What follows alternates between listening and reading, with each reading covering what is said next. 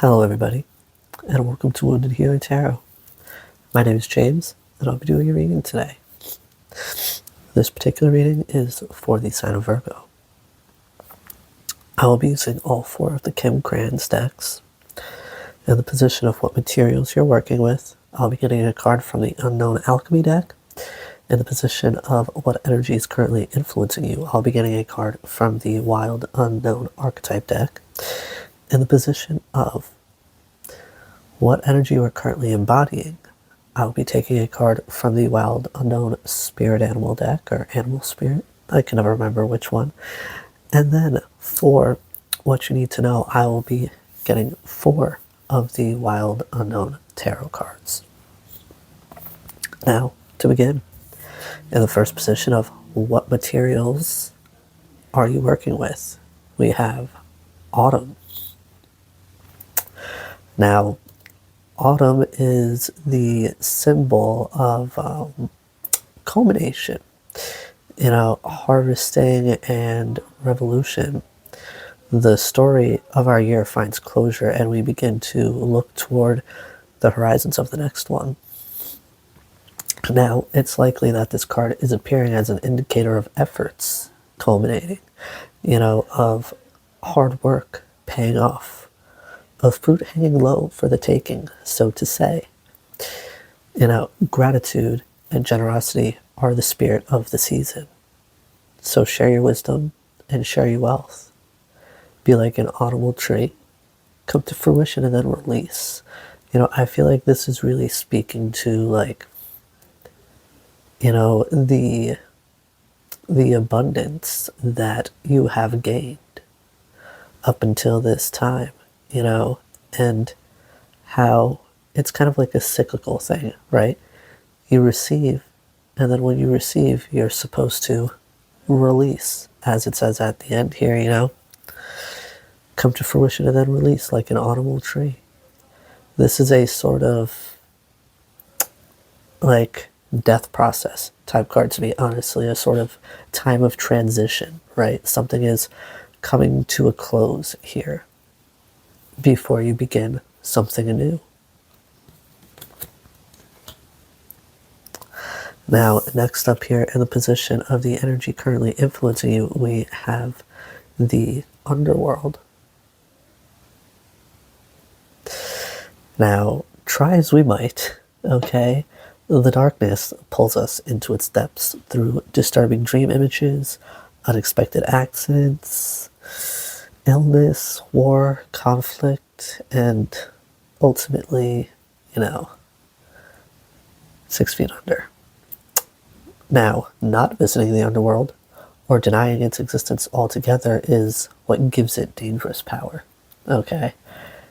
Traversing it forces us to bow humbly to the greater forces that be, while summoning the inner strength we previously underestimated. Take solace that the underworld subsumes everything. The underworld subsumes everyone from time to time, making us deeper friends, more intimate partners, soldiers of light amidst our shadowy times. Now, facing darkness and choosing light is the most profound calling of all, which is very interesting. I'll get into that later on down the road in the tarot portion. But, the underworld here is like a necessary darkness, right? Which I find rather interesting, with this being a sort of like death card type of vibe, right? This transitional time. Usually, it is darkness that causes a sort of it's darkness that's usually like a catalyst for change, whether it's some sort of emotional pain, or physical illness, or possibly mental. Either way, those are things that are sort of catalyst for change, but people don't really like to talk about them because they aren't I guess I would say pleasant catalyst for change, right? Now, for what energy you are currently embodying here, we have snake. Excuse me, this is definitely total Ouroboros vibes. So again, another ending, a new beginning type of thing here. Now, the snake is a symbol of your highest potential. You know, it's well worth considering the amount of unawakened rather, or untapped potential within. You know, I would ask yourself, what would life look like if you woke it up? How can you start from slumber? Either way, make haste when the snake card appears, because there is no time to waste. Yet, you know, I definitely get that kind of vibe here from the two previous cards that we have, right? Because nobody wants to stay in darkness for a long time.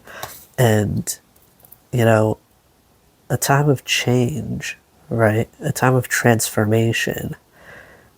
It requires change. And the longer you take to change, the, like, in a sense, I want to say the more intense it will be, because it's like, you know, the longer you put it off, you know, the harder it's going to hit when it does happen, right?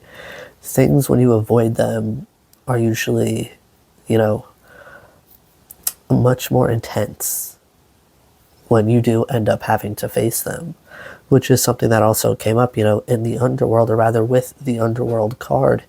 You know, you can try to ignore it, but it's going to happen anyway. Now, you know, with this, you know, talking about your potential that you're not even aware of yet, right? This is like, it's like once you realize this, right? Once you go through this darkness and you realize your potential here, this is the time when you plant the seed. Because there's a whole new tree ready to start growing. Now, to get into the tarot portion here, for what you need to know, first up here we have the Two of Swords, which, you know, gives me the vibe of not being able to progress forward with something, whether a relationship or some sort of life decision. You know, there's an answer being blocked, more than likely by choice. Many times, this card could indicate that you do not wish to face the truth that the light will reveal. Now, this to me, I feel, is connected to the underworld here. This is definitely giving underworld vibes. Because again, you know, speaking of really not wanting to face something, you know, ignoring it in a sense, but you cannot move forward. You cannot reach this snake energy until you know, really sit with yourself. You really take the time to do the inner work, and I feel like that's going to help remove whatever the blockage is that's keeping you from wanting to really, you know, accept whatever truth it is you're essentially keeping yourself blind to right now. Now, next up here we have, excuse me, the Five of Pentacles. Now, with the Five of Pentacles, whoops, why am I putting that down? You know, you've been going through a hard time of some sort, causing much anxiety and keeping you stagnant. You know, this to me is saying, you know, you need to clear your head and figure out a way forward here. Now, you know, again, this takes me back to the underworld, right? This is talking about pain and darkness. Like, whatever it is you're going through, you're gonna need to face it, and you will face it. With the snake card out, I definitely get that you're going to face it, because, you know, you would have gotten something a bit darker than snake if you weren't going to, right? But regardless, it's usually this sort of darkness, right, that brings upon something new and a bit more lighter even. Now, next up we have the Daughter of Wands, which is representative of the Page of Wands. Now, you know, this gives me the vibe that once you get out of your head, you'll get inspired creatively, and you'll be focused on your career. And this could also be like, this could also trigger a transformation or spiritual breakthrough. And I mean, with both of these cards having snakes on them, this with the infinity and that being the Ouroboros, like, this is definitely some sort of spiritual breakthrough that you're having.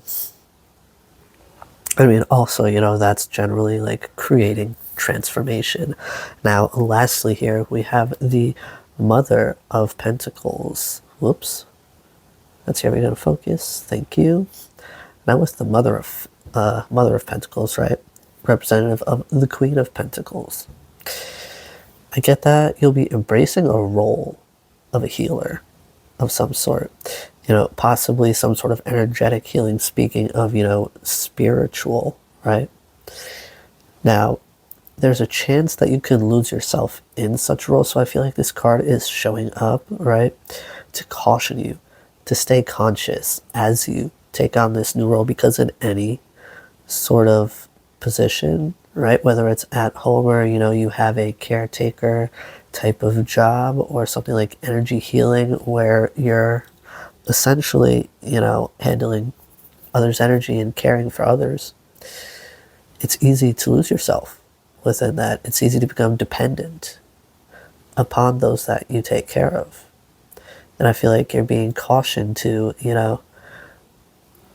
really just, as I said before, just stay conscious as you're moving through this new role, as you're growing in this new role, and don't let yourself, don't lose yourself, basically. Because more times than not, stuff like that can create a very toxic, sort of codependent relationship dynamic. And, relationships aren't always romantic. So there's definitely a lot of growth, a lot of change here. There's going to be a transformation on your spiritual path. And it's going to be triggered by this darkness. But just know that this darkness is going to provide growth on the other end. Because, in the beginning, right, seeds require darkness before they burst through the top of the soil. They require darkness to germinate. So, I mean, to have both the underworld and autumn, right? This is a time of, in a sense, really digging underneath it all, as in within yourself, right? And really reevaluating things, facing things that you have been ignoring. And they're painful things that you've been ignoring. But once you do face them and you start that cycle of growth, essentially, you're gonna, I mean, if you're a creative individual, you're gonna get inspired. And I mean, even if you're not a creative individual, maybe you will find inspiration, and you will maybe try new things, and that will help you find this new role that you're going to essentially be walking into. And that's gonna start this cycle here of transformation. All right, Libra, these are the messages that I have for you today, and I do hope they serve you well. Be gentle with yourselves, and I'll see you again soon. Bye-bye now.